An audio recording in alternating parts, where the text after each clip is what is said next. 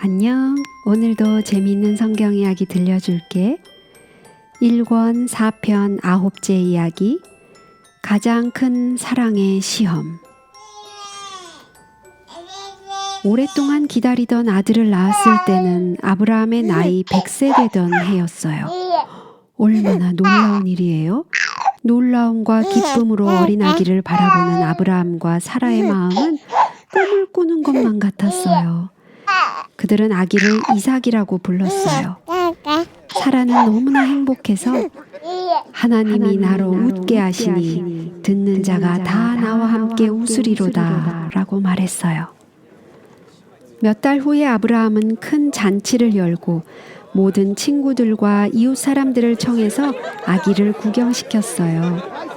그는 얼마나 이 아기가 자랑스러웠는지 몰라요. 모인 사람들에게 자랑스럽게 아기를 내보이는 아브라함과 사라의 마음은 얼마나 기뻤을까요? 아마도 아브라함은 이 아기가 바로 25년 전 우리가 갈대아 우르를 떠나올 때 하나님께서 약속하셨던 아기라오. 우리의 첫 별이지요. 하고 거듭거듭 이야기를 했을 거예요. 그러나 장막에 있는 사람들이 모두 그렇게 행복한 것은 아니었어요. 하갈은 이제 이삭이 태어났으니 14살밖에 안 된 자기 아들 이스마엘은 결코 아브라함의 상속자가 될 수 없다는 것을 알았어요. 하갈은 시기심에 불타올라 사라와 아들을 놀려대었어요. 사라는 너무 화가 나서 마침내 아브라함에게 그들을 모두 쫓아내버리라고 말했어요. 아브라함은 조금도 그렇게 무정한 일을 하고 싶지 않았기 때문에 하나님께 그 문제를 말씀드렸어요. 하나님께서는 그들을 내보내라고 하셨어요. 하지만 아브라함은 걱정할 필요가 없었어요. 하나님께서 그들을 돌보아 주시겠다고 말씀하셨기 때문이에요.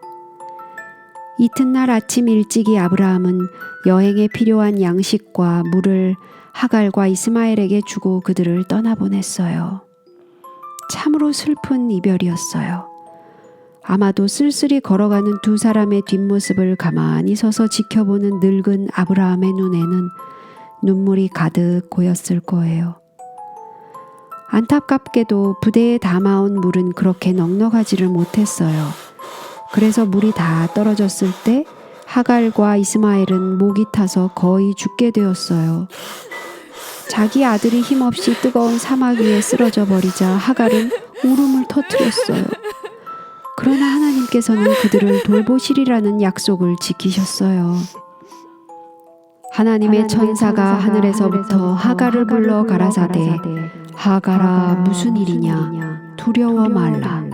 하나님이 저기 있는 아이의 소리를 들으셨나니 일어나 아이를 일으켜 내 손으로 붙들라. 하나님이 하갈의 눈을 밝히심에 샘물을 보고 가서 가죽 부대에 물을 채워다가 그 아이에게 마시웠더라. 하나님이 그 아이와 함께 계심에 그가 장성하여 광야에 거하며 활 쏘는 자가 되었더라. 장막에는 새로 태어난 아기 때문에 활기가 넘쳤어요. 모든 사람들의 눈길은 그 아기에게 쏠렸어요. 아브라함과 사라는 다른 생각을 할 겨를도 없었어요. 그들이 얼마나 그 아기를 끔찍하게 사랑했을까요? 그토록 오래 기다려온 아기였기 때문에 그들은 아무리 사랑해도 부족한 것 같았어요. 하나님께서도 그를 사랑하셨어요. 이삭은 하나님의 구원의 계획을 잇는 중요한 고리였거든요. 그와 그의 자손에게서 마침내 여자의 후손이신 예수님께서 뱀의 머리를 멸하시기 위하여 오실 것이었어요. 그런데 하나님께서는 아브라함이 도무지 이해할 수 없는 한 명령을 내리셨어요. 그것은 이삭을 제물로 바치라는 것이었어요. 어린 양이나 새끼 염소나 송아지처럼 그를 죽여서 제단 위에 놓고 불태우라는 것이었어요. 이것은 늙은 아브라함에게 참으로 큰 충격이 아닐 수 없었어요. 지금 한창 씩씩하게 자라나는 소년, 부모의 기쁨이요 온 장막의 자랑인 이 소년을 이제 하나님께서는 내 아들 내 사랑하는 독자 이삭을 데리고 모리아 땅으로 가서 내가 네게 지시하는 한 산 거기서 그를 번제로 드리라 하고 말씀하신 거예요. 가엾은 아브라함. 어느 누구도 이처럼 큰 믿음과 사랑의 시험을 당해본 사람은 없었어요.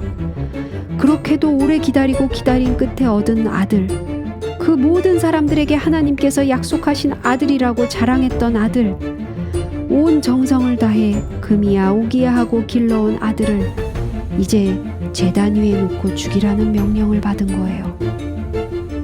아브라함은 끊임없이 왜? 하고 마음속에 질문을 했어요. 무언가 잘못된 것이 틀림없었어요. 하나님의 말씀을 잘못 들었던 것이 분명해요. 하나님께서 아무에게도 그렇게 끔찍한 일을 하도록 명하실 리가 없어요. 그러나 아브라함은 하나님께서 그에게 말씀하셨다는 것을 알고 있었어요. 그리고 비록 그가 하나님의 명령을 이해할 수는 없다고 해도 그 명령에 순종하기로 결심을 했어요. 그의 마음속에는 갈대아 우르에서 그를 불러내시고 모든 여행길에서 그를 지켜주시고 마침내 아들을 주시겠다고 하신 약속을 이루셨던 하나님께서 아무런 까닭 없이 그러한 희생 제물을 요구하시지 않을 것이라는 믿음이 있었어요. 그리하여 아브라함은 무거운 마음으로 아침에 일찍이 일어나 나귀의 안장을 지우고 두 사황과 그 아들 이삭을 데리고 번제에 쓸 나무를 쪼개어 가지고 떠나 하나님이 자기에게 지시하시는 곳으로 갔어요. 그들은 그 날과 그 이튿날 종일토록 길을 갔어요. 아브라함은 아무 영문도 모르는 이삭과 두 사환을 데리고 함께 갔어요. 얼마나 슬픈 여행이었을까요? 아브라함에게는 정말 견디기 어려운 여행이었을 거예요. 그의 발걸음은 점점 더 무겁게 느껴졌을 거예요. 아마 눈물이 없이는 이삭을 똑바로 보지도 못했을 거예요. 그들은 무슨 이야기를 서로 주고받았을까요? 아무도 그 이야기를 아는 사람은 없지만 우리는 그들의 이야기가 참으로 아름답고 다정한 이야기였을 것이라고 믿어요. 이삭은 나이 많으신 아버지를 깊이 염려하면서 얘기했고 아브라함은 그 이튿날 하나님께서 그에게 하라고 명령하신 일을 생각하면서 이야기했을 거예요. 제3일에 아브라함이 눈을 들어 그곳을 멀리 바라본지라. 이에 아브라함이 사환에게 이르되 너희는 나귀와 함께 여기서 기다리라. 내가 내 아이와 함께 저기 가서 경배하고 너희에게로 돌아오리라 하고. 너희에게로 돌아오리라. 이 말 속에는 얼마나 큰 희망이 들어있을까요? 그러나 어떻게 그렇게 될 수 있을까요? 만일 그가 하나님의 말씀을 순종하고 자기 아들을 죽인다면 어떻게 그들이 함께 돌아올 수 있겠어요? 그렇지 않으면 혹시 하나님께서 더 큰 이적을 그에게 베푸실지도 몰라요. 이전에 한 번도 행하시지 않았던 일을 하나님께서는 능히 하실 수 있으시거든요. 그분께서는 여호와께 능치 못할 일이 없으시다고 말씀하시지 않았나요? 그렇다면 아마 하나님께서는 이삭을 죽음에서 일으키실지도 모르겠어요. 히브리서에는 이렇게 기록되었어요. 아브라함은 시험을 받을 때에 믿음으로 이삭을 드렸으니 저는 약속을 받은 자로 돼 그 독생자를 드렸느니라. 저에게 이미 말씀하시기를 내 자손이라 칭할 자는 이삭으로 말미암으리라 하셨으니 저가 하나님이 능히 죽은 자 가운데서 다시 살리실 줄로 생각한지라. 산 중턱을 올라가면서 이삭은 아버지께서 무슨 생각을 하고 계실까 하고 궁금하게 생각했어요. 지금까지는 그의 아버지와 단둘이 하나님께 새로운 단을 쌓기 위해 여행하는 것을 매우 기쁘고 자랑스럽게 생각했어요. 그런데 가지고 온 물건을 살펴보니 갑자기 빠진 물건이 생각이 났어요. 거기에는 희생 제물이 없었던 거예요. 이 먼 여행은 모두 헛일이었어요. 가장 중요한 것이 빠졌으니까요. 네, 아버지요. 이삭이 말했어요. 불과 나무는 있거니와 번제할 어린 양은 어디 있나이까? 아브라함이 두려워하던 순간이 드디어 찾아왔어요. 이제는 그 무서운 사실을 이삭에게 알려야만 했어요. 그러나 마지막 순간까지 아브라함은 기다릴 수밖에 없었어요. 그는 떨리는 목소리로 대답했어요. 아들아, 번제할 어린 양은 하나님이 자기를 위하여 친히 준비하시리라. 그의 말에는 그가 생각했던 것보다 더 깊은 의미가 담겨 있었어요. 그의 말은 예언적이었어요. 하나님께서는 장차 아브라함뿐만 아니라 모든 사람을 위하여 바로 이 일을 행하실 것이기 때문이에요. 그분께서는 세상 죄를 지고 가는 하나님의 어린 양 예수님을 갈바리에서 제물로 바치실 것이었어요. 그들은 힘있는 발걸음을 옮기며 마침내 하나님이 그에게 지시하신 곳에 이르렀어요.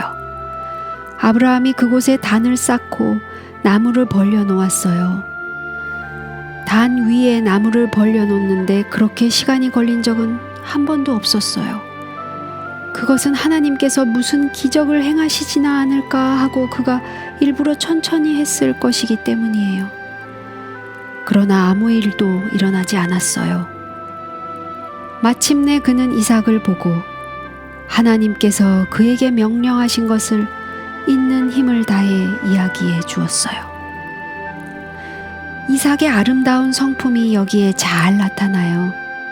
그는 튼튼하고 활기가 넘치는 젊은이였어요. 그는 얼마든지 반항할 수 있었어요. 그는 늙은 아버지를 제치고 죽자사자 도망칠 수도 있었어요. 그러나 그는 그렇게 하지 않았어요.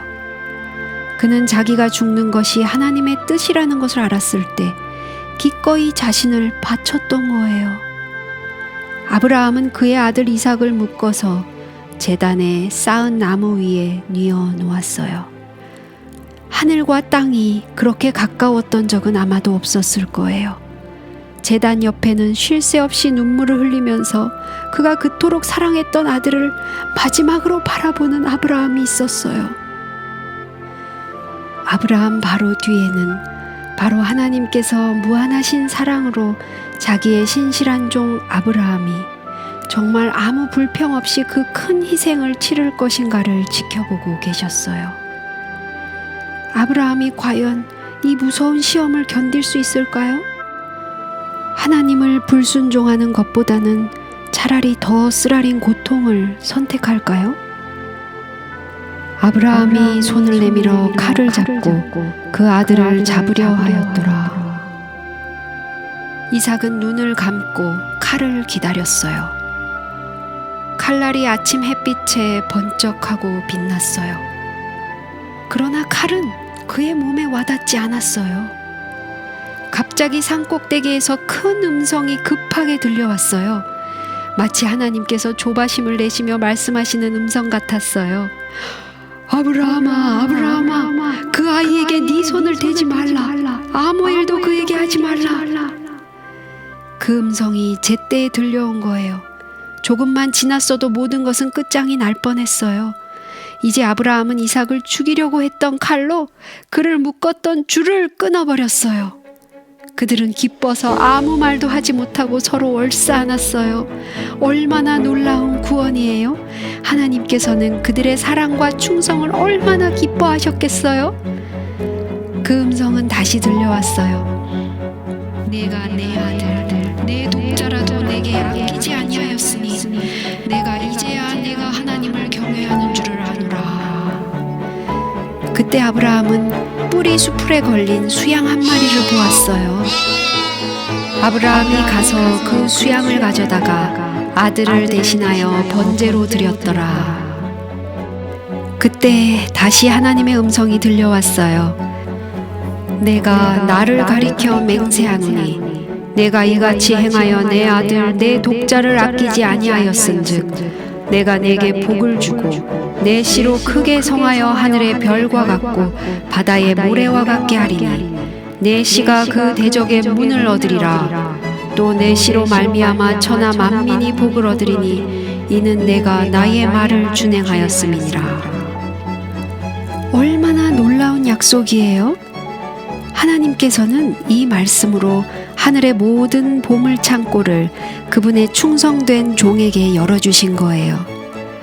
하나님의 것은 영원히 모두 그의 것이 될 것이었어요.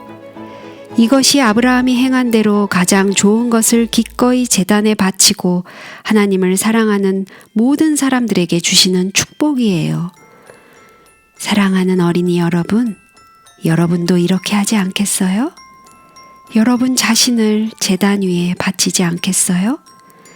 여러분의 생애를 하나님과 그분의 사업에 바치지 않겠어요? 만일 그렇게 한다면 하나님께서 아브라함에게 축복하신 것처럼 여러분을 축복해 주실 거예요. 하나님과 함께 약속의 땅을 향하여 걸어갈 때 여러분의 모든 생활은 아름답고 밝게 변할 거예요. 오늘 이야기는 여기까지야. 다음에 또 재미있는 성경 이야기 들려줄게. 안녕.